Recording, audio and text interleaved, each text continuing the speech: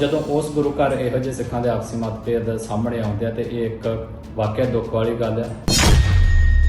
ਦਲ ਖਾਲਸਾ ਦੇ ਉੱਤੇ ਇਹ ਮੰਨਦਾ ਹੈ ਕਿ ਇਹੋ ਜਿਹੀਆਂ ਘਟਨਾਵਾਂ ਆਪਸ ਵਿੱਚ ਸਾਡੀਆਂ ਨਹੀਂ ਵਾਪਰਨੀਆਂ ਚਾਹੀਦੀਆਂ। ਜੇ ਸਾਡੇ ਕੋਈ ਆਪਸੀ ਮਤਭੇਦ ਨੇ ਸਾਨੂੰ ਬੈਠ ਕੇ ਉਹ ਬੜੇ ਸ਼ਾਂਤਮਈ ਤਰੀਕੇ ਦੇ ਨਾਲ ਹੱਲ ਕਰ ਲੈਣੇ ਚਾਹੀਦੇ। ਪਿਛਲੇ ਦਿਨੀ ਕੈਨੇਡਾ ਦੇ ਗੁਰੂ ਨਾਨਕ ਸਿੰਘ ਗੁਰਦੁਆਰਾ ਸਾਹਿਬ ਸਰੀ ਵਿਖੇ ਸਿੱਖਾਂ ਵਿਚਾਲੇ ਆਪਸੀ ਮਤਭੇਦ ਦੀ ਘਟਨਾ ਵਾਪਰੀ ਸੀ, ਜਿਸ ਦੇ ਸਿੱਖ ਜਥੇਬੰਦੀ ਦਲ ਖਾਲਸਾ ਨੇ ਆਪਣਾ ਪੱਖ ਰੱਖਿਆ ਹੈ। ਦਲ ਖਾਲਸਾ ਦੇ ਆਗੂ ਭਾਈ ਪਰਮਜੀਤ ਸਿੰਘ ਮੰਡ ਨੇ ਇਸ ਘਟਨਾ ਨੂੰ ਮੰਦਭਾਗਾ ਦੱਸਿਆ ਹੈ। ਉਹਨਾਂ ਕਿਹਾ ਕਿ ਕਿਸੇ ਵੀ ਗੁਰੂ ਘਰ ਵਿੱਚ ਅਜਿਹੀ ਘਟਨਾ ਦਾ ਵਾਪਰਨਾ ਮਾੜੀ ਗੱਲ ਹੈ, ਖਾਸ ਕਰ ਉਸ ਗੁਰੂ ਘਰ ਵਿੱਚ ਜਿੱਥੋਂ ਦੇ ਮੁੱਖ ਸੇਵਾਦਾਰ ਭਾਈ ਹਰਦੀਪ ਸਿੰਘ ਨਿੱਜਰ ਨੂੰ ਭਾਰਤ ਸਟੇਟ ਵੱਲੋਂ ਕਤਲ ਕਰਵਾ ਦਿੱਤਾ ਗਿਆ ਸੀ। ਸਭ ਤੋਂ ਪਹਿਲੀ ਗੱਲ ਤੇ ਕਿ ਉਸ ਗੁਰੂ ਘਰ ਦੇ ਵਿੱਚ ਈਵਨ ਦੁਨੀਆ ਦਾ ਕੋਈ ਵੀ ਗੁਰੂ ਘਰ ਹੋਵੇ, ਉੱਥੇ ਇਹੋ ਜਿਹੀਆਂ ਘਟਨਾਵਾਂ ਵਾਪਰਨੀਆਂ, ਸਿੱਖਾਂ ਦਾ ਆਪਸੀ ਮਤਭੇਦ ਹੋਣੇ ਜਿਹੜੇ ਆ ਇੱਕ ਮਾੜੀ ਗੱਲ ਹੈ। ਔਰ ਇਹ ਉਸ ਤੋਂ ਵੀ ਜ਼ਿਆਦਾ ਮਾੜੀ ਗੱਲ ਹੈ ਕਿ ਇਹ ਉਸ ਗੁਰੂ ਘਰ ਦੇ ਵਿੱਚ ਆ ਜਿੱਥੇ ਦੇ ਮੁੱਖ ਸੇਵਾਦਾਰ ਨੂੰ ਪਿਛਲੇ ਸਾਲੀ ਇੰਡੀਅਨ ਸਟੇਟ ਵੱਲੋਂ ਨਿਸ਼ਾਨਾ ਬਣਾਇਆ ਗਿਆ। ਭਾਈ ਹਰਦੀਪ ਸਿੰਘ ਨਿੱਜਰ ਉਸ ਗੁਰੂ ਘਰ ਦੇ ਮੁੱਖ ਸੇਵਾਦਾਰ ਸੀ। ਔਰ ਜਦੋਂ ਉਸ ਗੁਰੂ ਘਰ ਇਹੋ ਜਿਹੇ ਸਿੱਖਾਂ ਦੇ ਆਪਸੀ ਮਤਭੇਦ ਸਾਹਮਣੇ ਆਉਂਦੇ ਆ ਤੇ ਇਹ ਇੱਕ ਵਾਕਿਆ ਦੁੱਖ ਵਾਲੀ ਗੱਲ ਹੈ। ਇਹ ਦਲ ਖਾਲਸਾ ਦੇ ਉੱਤੇ ਇਹ ਮੰਨਦਾ ਹੈ ਕਿ ਇਹੋ ਜਿਹੀਆਂ ਘਟਨਾਵਾਂ ਆਪਸ ਵਿੱਚ ਸਾਡੀਆਂ ਨਹੀਂ ਵਾਪਰਨੀਆਂ ਚਾਹੀਦੀਆਂ। ਜੇ ਸਾਡੇ ਕੋਈ ਆਪਸੀ ਮਤਭੇਦ ਨੇ ਸਾਨੂੰ ਬੈਠ ਕੇ ਉਹ ਬੜੇ ਸ਼ਾਂਤਮਈ ਤਰੀਕੇ ਦੇ ਨਾਲ ਹੱਲ ਕਰ ਲੈਣੇ ਚਾਹੀਦੇ।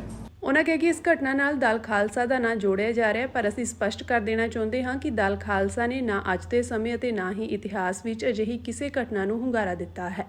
ਦਲ ਖਾਲਸਾ ਕਿਸੇ ਦਾ ਵਿਰੋਧੀ ਨਹੀਂ, ਵਿਚਾਰਕ ਮਤਭੇਦ ਹੋ ਸਕਦੇ ਹਨ, ਪਰ ਹਰੇਕ ਸਿੱਖ ਨੂੰ ਆਪਣੇ ਵਿਚਾਰ ਅਨੁਸਾਰ ਸੇਵਾ ਨਿਭਾਉਣ ਦਾ ਅਧਿਕਾਰ ਹੈ।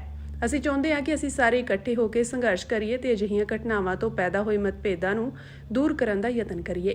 ਪਰ ਉਸ ਸਾਰੀ ਘਟਨਾ ਦੇ ਵਿੱਚੋਂ ਜਿਹੜੀ ਇੱਕ ਗੱਲ ਸਾਹਮਣੇ ਆ ਰਹੀ ਵਾਰ-ਵਾਰ ਸੋਸ਼ਲ ਮੀਡੀਆ ਦੇ ਉੱਤੇ ਬੈਠੇ ਕੁਝ ਹੈਂਡਲਸ ਇਹ ਪ੍ਰਚਾਰ ਕਰ ਰਹੇ ਨੇ ਕਿ ਇਹਦੇ ਵਿੱਚ ਦਲ ਖਾਲਸਾ ਦਾ ਖਾਸ ਤੌਰ ਦੇ ਉੱਤੇ ਮੇਰਾ ਨਾਮ ਵਰਤ ਕੇ ਕਿ ਪਰਮਜੀਤ ਸਿੰਘ ਮੰਡ ਨੇ ਆਪਣੇ ਕੁਝ ਬੰਦਿਆਂ ਦੇ ਰਾਹੀਂ ਸ਼ਾਇਦ ਇਹ ਘਟਨਾ ਨੂੰ ਜਿਹੜਾ ਹੈ ਅੰਜਾਮ ਦਿੱਤਾ ਹੈ। ਸੋ ਇਹ ਸਰਾਸਰ ਗਲਤ ਗੱਲਾਂ ਨੇ, ਬੇਤੁਕੀਆਂ ਗੱਲਾਂ ਨੇ। ਦਲ ਖਾਲਸਾ ਕਿਸੇ ਵੀ ਐਸੀ ਚੀਜ਼ ਦੇ ਵਿੱਚ ਯਕੀਨ ਨਹੀਂ ਰੱਖਦਾ ਜਿੱਥੇ ਅਸੀਂ ਆਪਸੀ ਭਰਾਵਾਂ ਦੇ ਵਿੱਚ ਇੱਕ ਦੂਸਰੇ ਦੇ ਨਾਲ ਉਲਝਦੇ ਫਿਰੀਏ।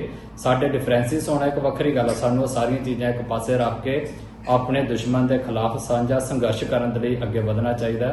ਸੋ ਇਹੋ ਜਿਹੇ ਜਿਹੜੇ ਲੋਕ ਸਾਡਾ ਨਾਮ ਉੱਥੇ ਵਰਤ ਰਹੇ ਨੇ, ਉਹਨਾਂ ਨੂੰ ਇਹਨਾਂ ਚੀਜ਼ਾਂ ਤੋਂ ਗੁਰੇਜ਼ ਕਰਨਾ ਚਾਹੀਦਾ ਹੈ। ਅਸੀਂ ਇਹ ਸਾਫ਼ ਕਰ ਦੇਣਾ ਚਾਹੁੰਦੇ ਹਾਂ ਕਿ ਅਸੀਂ ਸਾਰਿਆਂ ਦੇ ਨਾਲ ਹਾਂ, ਅਸੀਂ ਕਿਸੇ ਦੇ ਵਿਰੋਧੀ ਨਹੀਂ ਗੇ। ਹਰ ਬੰਦਾ ਆਪਣੀ ਆਈਡੀਓਲੋਜੀ ਦੇ ਮੁਤਾਬਕ ਕੌਮ ਦੀ ਸੇਵਾ ਕਰਨ ਦਾ ਜਿਹੜਾ ਉਹ ਰਾਈਟ ਰੱਖਦਾ, ਉਹਦਾ ਹੱਕ ਹੈ ਔਰ ਉਸ ਨੂੰ ਆਪਣੇ ਅੱਗੇ ਵਧਣਾ ਚਾਹੀਦਾ। ਸੋ ਜਿਹੜੇ ਵੀ ਲੋਕ ਜਾਣੇ ਅਣਜਾਣੇ ਦੇ ਚਾਹੇ ਜਾਣਬੁੱਝ ਕੇ ਚਾਹੇ ਅਣਜਾਣਪੁਣੇ ਦੇ ਸਾਡਾ ਨਾਮ ਉਸ ਘਟਨਾ ਦੇ ਨਾਲ ਜੋੜ ਰਹੇ ਨੇ, ਸਾਡੀ ਉਹਨਾਂ ਨੂੰ ਅਪੀਲ ਹੈ ਕਿ ਇਹੋ ਜਿਹੇ ਕੰਮ ਜਿਹੜੇ ਨਾ ਕੀਤੇ ਜਾਣ। ਔਰ ਸੰਗਤ ਨੂੰ ਖਾਸ ਤੌਰ ਦੇ ਉੱਤੇ ਅਸੀਂ ਇਹ ਸਾਫ਼ ਕਰ ਦੇਣਾ ਚਾਹੁੰਦੇ ਹਾਂ ਕਿ ਦਲ ਖਾਲਸਾ ਇਹੋ ਜਿਹੀ ਕਿਸੇ ਵੀ ਚੀਜ਼ ਦੇ ਵਿੱਚ ਆਪਣੀ ਇਨਵੋਲਵਮੈਂਟ ਜਿਹੜੀ ਆ ਉਹ ਨਾ ਕਦੀ ਉਹਨੇ ਇਤਿਹਾਸ 'ਚ ਰੱਖੀ ਹੈ, ਨਾ ਅਸੀਂ ਕਦੇ ਇਨ ਫਿਊਚਰ ਰੱਖਾਂਗੇ। ਸੋ ਇਹੋ ਜਿਹੇ ਕੂੜ ਪ੍ਰਚਾਰ ਤੋਂ ਜਿਹੜਾ ਆ ਉਹ ਸੰਗਤ ਸੁਚੇਤ ਰਵੇ।